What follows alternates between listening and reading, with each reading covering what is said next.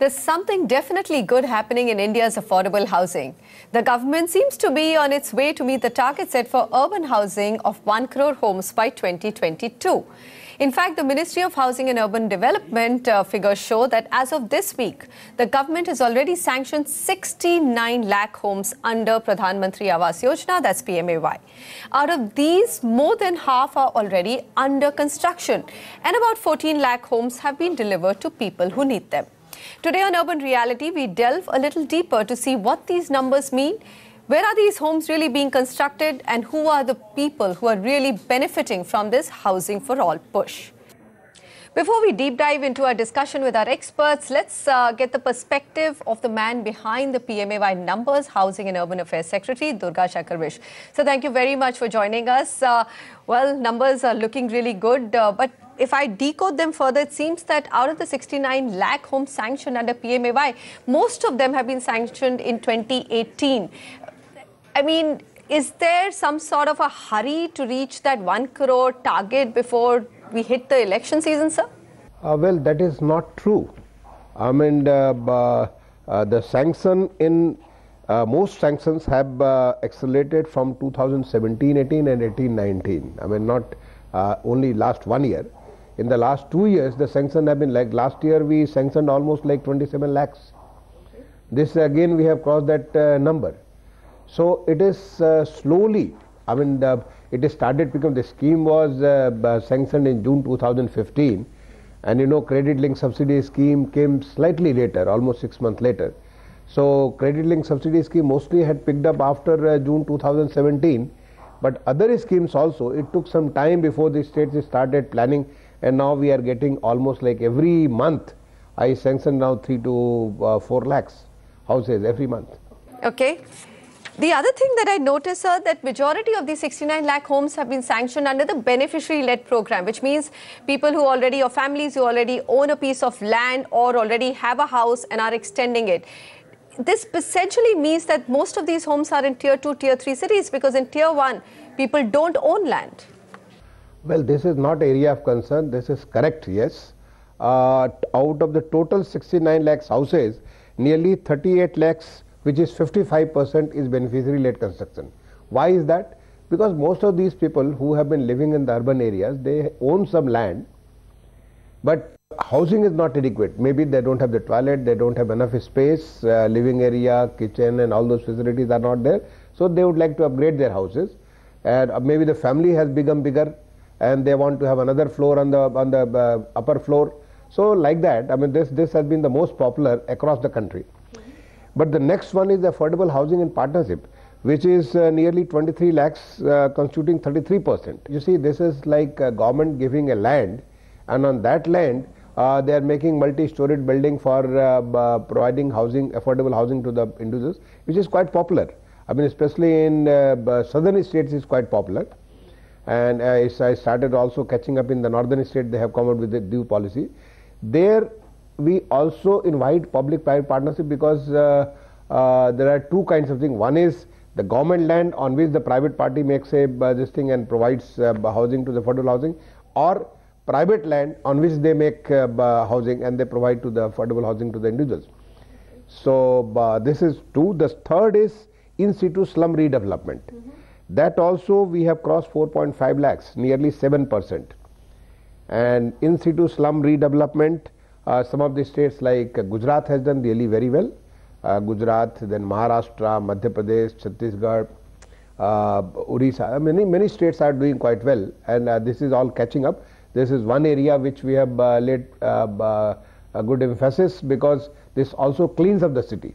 Are you at all worried about the in situ development numbers, sir? That's only at about 7%. I mean, that's where the big chunk of city dwellers reside in, let's say, a Mumbai or even a Delhi. Well, in the state of Maharashtra, I have the number. Maharashtra in situ slum redevelopment total number has gone up recently, and this is catching up. So this is catching up. So Niti Aayog came out with a report saying that the biggest problem of creating an affordable housing stock in big cities, the top 7 or 8, is that land is very expensive. They've also gone on record to say that public sector land which is lying unutilized should be brought in to the stock of affordable housing. What's your view? Yes, we are coming up with a new policy on how to use the CPSE's land, which is unused. I mean, especially those CPSEs which are getting winded up, or in there, how that land can be used. But also, we have, you may be aware that last year we changed the definition from the urban local bodies to the development area. And that way, such area which has been earmarked for the future development, there also such housing can come up. And there the cost of land is much lesser than that in the core city. So let's come to your New York gift to middle income group families, which is extension of the CLSS scheme for MIG 1 and 2. Now, when we started out with this scheme, the government said we are setting aside 1,000 crore for it. Today, you've already crossed a number of 2,000 crore. Why do you think that middle income group still needs that credit subvention support from the government? See, MIG is, these are the young professionals coming in the urban areas and taking up jobs, different kinds of jobs, and they need housing. So these are the professionals whose annual income is up to 18 lakhs rupees. I mean, the 18 lakhs is like 1.5 lakhs per month, or more than 9 lakhs, more like 75,000 rupees plus. So this category of people, when they come to the cities and they are working in, say, IT sector, in various development activities, or in the startup business, so they need good housing. And this was the announcement by Honorable Prime Minister in December 2016, that he will also like to add the middle income group. The progress initially was not good, but now it has picked up so well that 1.05 lakhs houses have been given so far. So seeing the progress and seeing the demand from the field, from the states, and also for the banks, because that there is very good turnout in the banks, the government has decided to extend this to March 2020. So we've also heard that in several states, public land has been used to create multi-storied affordable housing stock, but there are several of these locations which are actually have no takers. There are vacant homes lying even in the affordable category. Well, this is not, you see, this issue is like this. See, under the JNNURM, the erstwhile Urban Renewal Mission, there were housing schemes, and large number of houses were lying vacant, because there the beneficiaries were decided later. And all the facilities, you see, unless and until you have proper sanitation, water, electricity, all these facilities are there, people would not like to move in. So when we started in 2014, we had almost 5.5 lakhs houses which are lying vacant.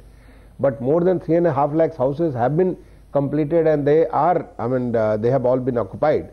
And others also, we have been pressing with the state government so that they complete these houses, make it habitable, and allotted to the Prime Minister Awas Yojana beneficiaries. Okay, so you're saying 1 crore homes will most likely get sanctioned by 2020, which is 2 years before the deadline. But how many do you think are going to get completed? Because right now, if I look at the completion number, that's only 14% of the target, 14 lakhs. Oh, it is, you see, let me put it this way. Credit linked subsidy scheme, the moment the bank finalizes the house, it gets to the beneficiary right away, so there is not time lag. Beneficiary led constructions, it normally takes less than 1 year.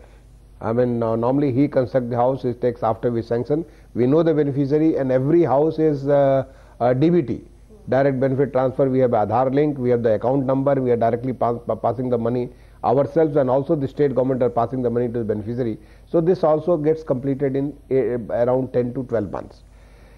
The other two, that is in situ slum redevelopment and affordable housing in partnership, they normally take 2 to 3 years. Why?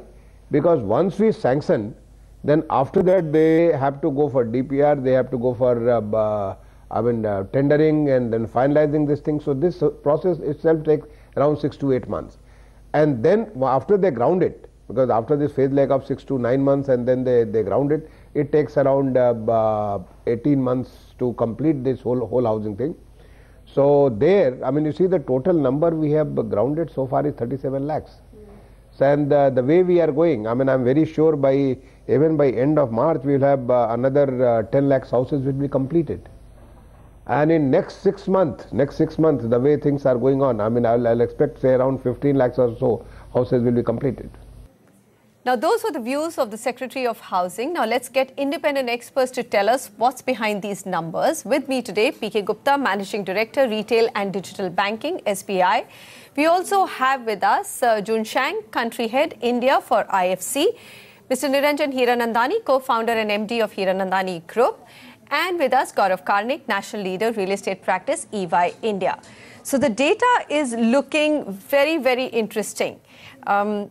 Quite strong. So my first question is for the gentleman or the organization which has put in quite a substantial amount of investment behind private developers when it comes to affordable housing. Mr. Shang, what's your view? I mean, by 2022, it seems that we will actually have no family in urban India without a roof. But is it really so?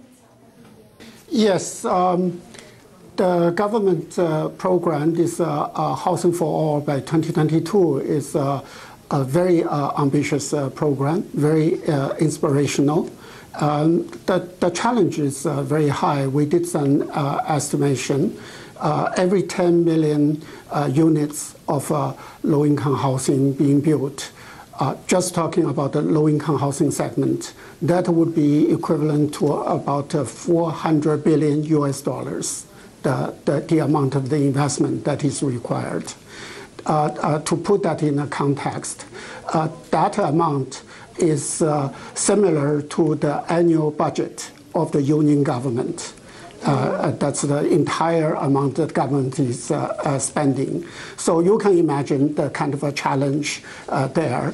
And obviously, you know, challenges are also opportunities. Now you have this market of $400 billion of a market and to take advantage of. Gaurav Karnik, what is your sense? I mean, according to this data, if the government said that, look, we've done our survey, it's really 10 million people in urban centers or 1 crore people who need a roof over their heads, and we'll make sure this number is reached, we should really have nobody without a roof over their heads by 2022. But that's not going to happen. Yeah, you know, making these houses is quite a challenge because one, the availability of land is a big issue, especially in the urban places. So getting to that number, building those houses is going to be difficult. But it's very impressive that the numbers which they have come up with, which they have, is showing that they've made significant progress. But I think, you know, they'll need further push from the government side to kind of construct this because it's not easy for private developers to really get into this segment. The land availability not being easy, the pricing also being quite low. Okay. I think we'll need further support from the government. And to that extent, I think the government has been pretty proactive in sanctioning funds and trying to send money into the state governments to kind of disperse that and also monitoring the state government's progress on these plans. All right. Mr. Gupta, if I'm looking at the breakup of the overall sanctions, 55% of the sanctioned amount under PMay has gone to beneficiary-led construction. Therefore, it means that people who already have land or already have a home and now want to extend it have got maximum of the funding under PMay, which essentially then translates to the fact that most of this construction or the monies have gone to Tier 2, Tier 3 and Tier 4 urban centers, isn't it? What about the shortage in big cities or top 8 cities of urban India?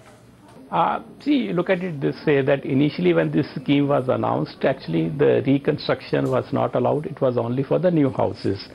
But, you know, there was a very large section of people who already had their houses which were not fit enough, and they wanted to expand it, undertake some reconstruction so that they could also take advantage of it, and this was subsequently allowed.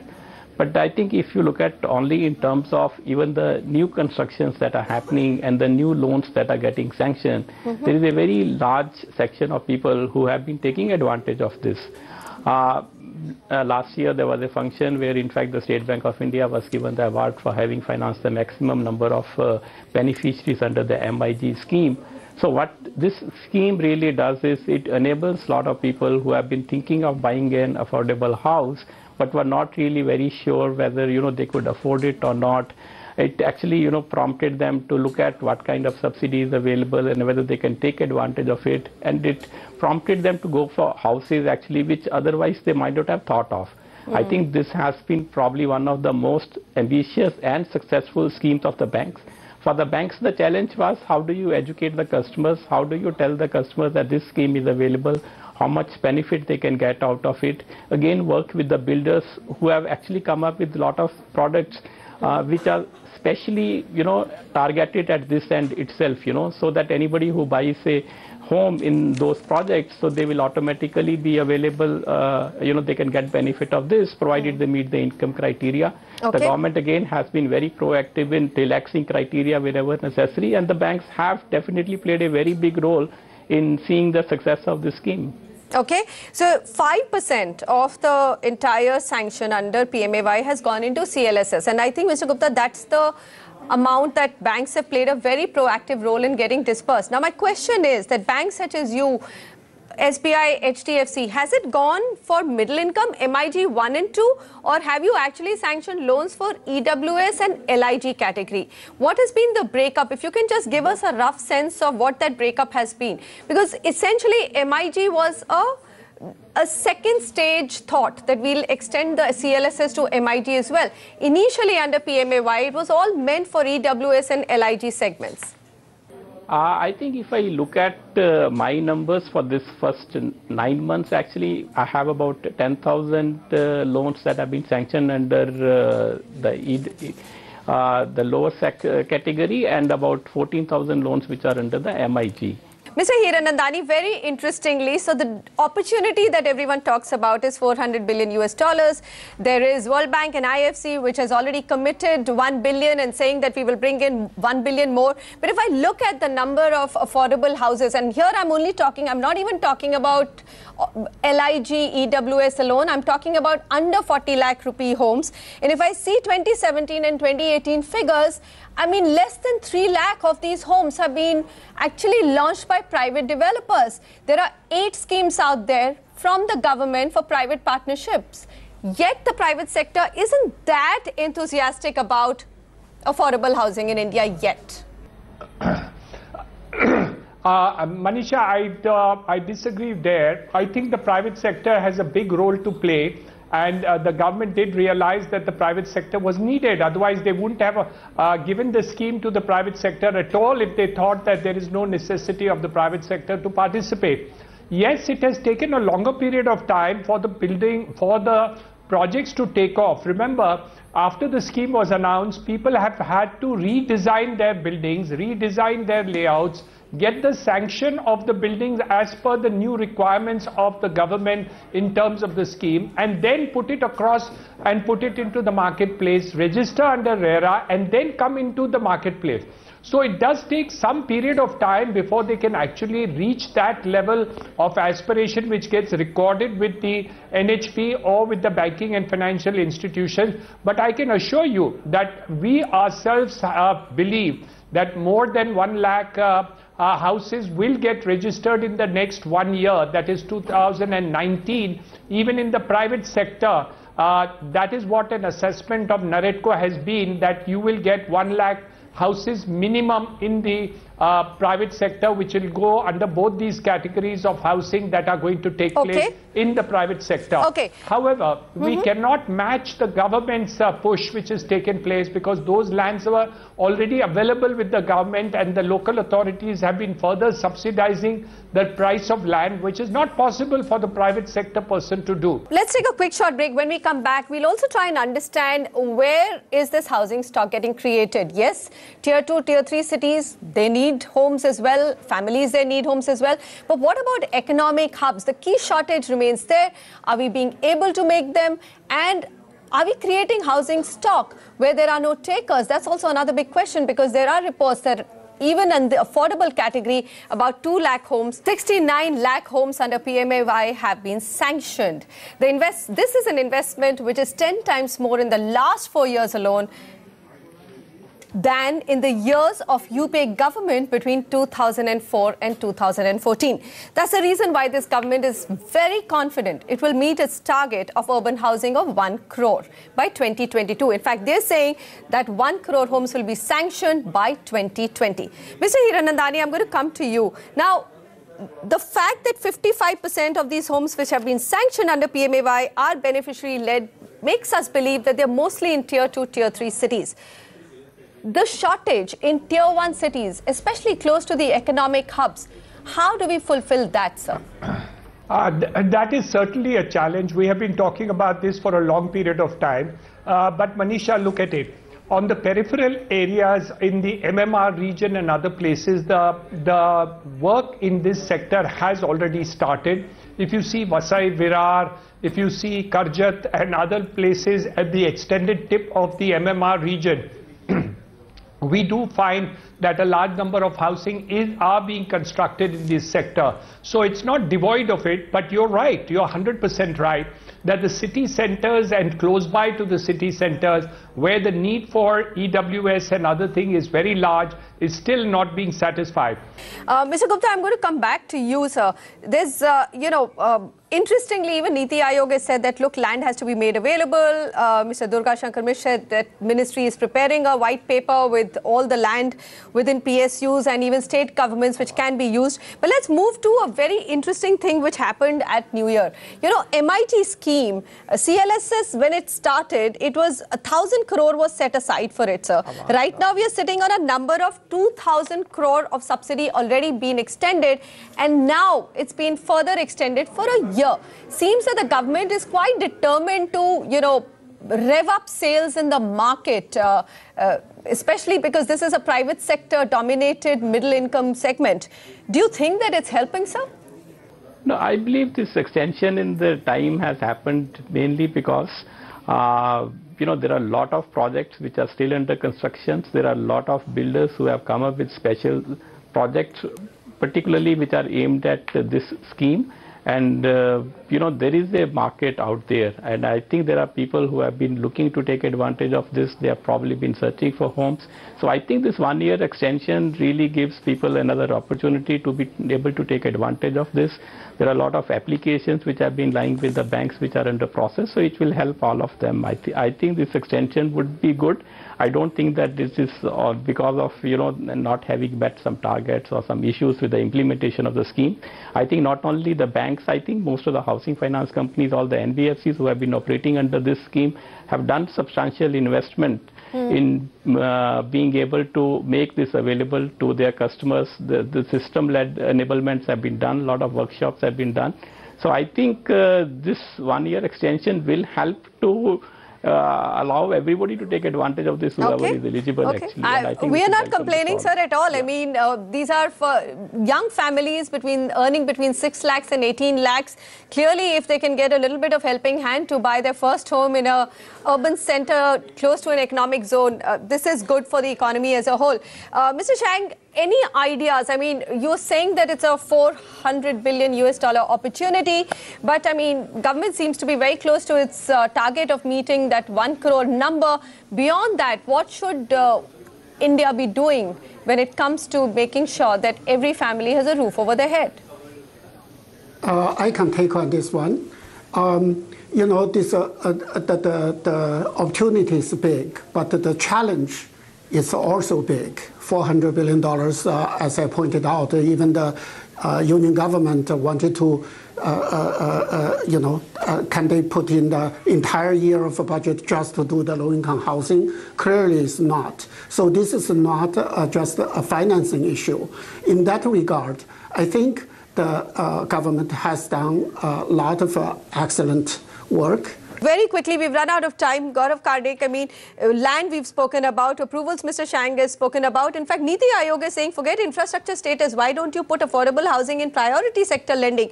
That's another thing that the government can do, and very quickly. Yeah, they can do that. And also, I think from a state government perspective, they could reduce the stamp duty rates on certain types of land. That'll bring more affordability into that. And secondly, I think if you want to make houses happen, maybe introduction of more technology. And somewhere that push into innovation has to be done. I think the government is also working with the various IITs to kind of come up with the right way of making the house. So that will make it much more affordable So bring as down well. the construction Bring down cost the construction as well. cost. All right, Mr. Jun Shang, Mr. P.K. Gupta, Gaurav Karnik and Mr. Niranjan Hiranandani, thank you very much for joining me. There's absolutely no denying that the government has managed to reduce the gap in urban housing much more than its predecessor. And, you know, we've shown you all the data there. 10 times more investments have gone into urban housing by this government than UPA 1 and 2 spent in 10 years. Beneficiaries also of interest subvention scheme have been 20 times more. But yes, there's a lot of gap and it doesn't stop here. There'll be new families who will need homes. So there are good suggestions on the show today. Hopefully the government is listening. Let's see whether their success in this, which is affordable housing, helps them in the elections in April, May 2019. Thank you so much for joining me. Goodbye.